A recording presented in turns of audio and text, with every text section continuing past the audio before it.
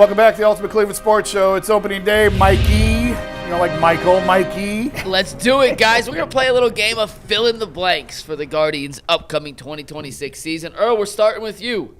The Guardians will win how many games in 2026? Finish in what place in the AL Central, and will blank in the playoffs? That last blank is your playoff prediction. Earl, start us off. Fill in the blanks with your 2026 prediction for the Guardians. The Guardians will win 90 games. They will finish in second place, will make the wild card, and they will lose in the divisional round of the playoffs.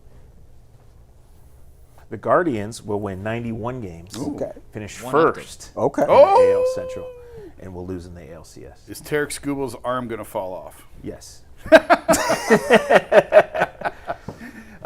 Yeah, I can't take the Guardians to win the division, not over the Tigers this year. I think they're too good. I'll say 88. I think they'll win 88 games. They'll finish second. And unfortunately, I don't think they have a long playoff life. I will say that they lose in the wild card round, unfortunately. So all three of you were plus 500. Yep. In the 88 to 91 range. Zach, if you had gone first, would you have said 91, or did you intentionally try and one-up Earl? No, I was going 91 because we had the 90 graphic earlier in the show. So I was going 91. I was going 90. That's because they do. Look, the bottom of this division is mud, right? So if you hit at all. The Twins are awful. Yeah. The Sox will be better. There is a world. I mean, you're counting on guys who can never stay healthy to stay healthy. Like, I'm just as excited as everybody else to see what an outfield of DeLauder, Kwan, and Valera looks like, while fully acknowledging DeLauder could miss 2 months and Valera's already hurt. He didn't even make it out of spring training healthy. And then what? So, and I get why we keep focusing, and you want to focus on, okay, if everything goes right, this is what can happen. And we'll talk to Zach Meisel about it here in about 30 minutes. But there is an ulterior world where this does not go the way that we envision, where it is back to guys in the outfield that you don't really want to see out there. So I'm just trying to stay realistic. I think 88 is great. That's a good year for this team, but I see a world it's where whatever they win, number you need to get in, I right? see a world Especially where if the Tigers live up to the hype. They could also win 75 and finish third behind the Royals. But if they only win 75, that means something went wrong with the pitching too, right? Well, that's not out of the question with arm injuries this year, with the state of arm injuries in baseball. So, and again, I'm picking them to win 88 and go to the playoffs. So I'm just saying, I don't think it's out of the question to see a sub 500 season. They're due. They got a $75 million payroll. Like most teams, $75 million payroll win 60 games, right. And we're saying they should win 90. And in the batting stats from last year, they're down there with all those teams. Yep. Right? Like it's just outrageous. Yeah. But if they hit, they're going to win. I think so real quick, Jason, you just mentioned the fact that their payroll is $74 million and change. That obviously takes off the books of Clase and Ortiz, so it was a little higher. You subtract those two, and you get to the second lowest payroll in baseball.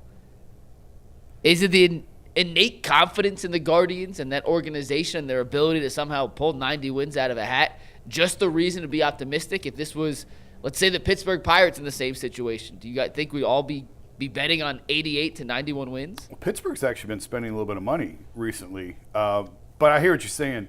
Yeah, I mean, listen, Zach's right. The pitching is very good. The bullpen should be very good. The lineup should be better, and you're basing it on just the culture of the franchise that they always seem to figure out a way. Like the graphic joke, you don't know how they do it, but you look up and you got a bunch of players nobody's ever heard of, and they've won 88 to 92 games. And they're in the playoffs every year. So that's really what you're basing. That's what I think all of us are basing it on, is just the fact that they always seem to figure it out. And all the credit goes to Stephen Vogt, to Chris Antonetti, to Mike Chernoff, these guys who have built this culture to do what they did, to lose a legend like Terry Francona as a manager who will be in the Hall of Fame, and to hire the guy who's never managed a day in his life, who has won now a manager of the year every year he's ever done this, is insane. Like that doesn't happen. Usually when you got a team with limited resources, this low of a payroll, you lose a legendary Hall of Fame coach, you're going to hit bottom.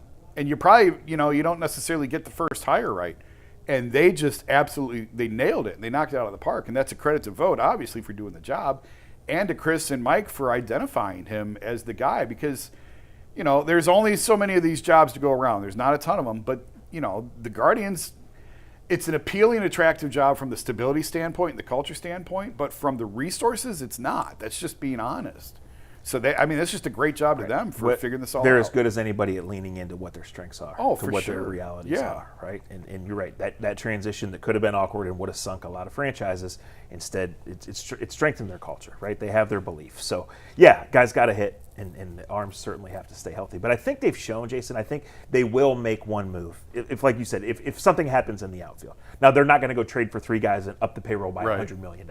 Right. But if they get the pitching, if they get the development from the young guys, they will make one move in June or July if they need to.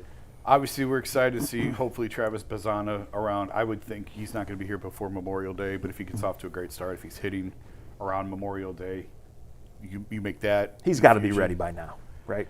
Well, and I'm not trying to rush him, but he's got to be ready. See, I don't think with him, I don't think it's a contract clock thing. I don't think it's contract manipulation. He missed a lot of time last year. He really does need the at-bats, and he has to force the issue. This isn't we're going to stall and wait 2 weeks so that we get the extra year service time. No, he has to go down there and prove that he's ready and that he's hitting and that he's ready to belong, and hopefully he can do that.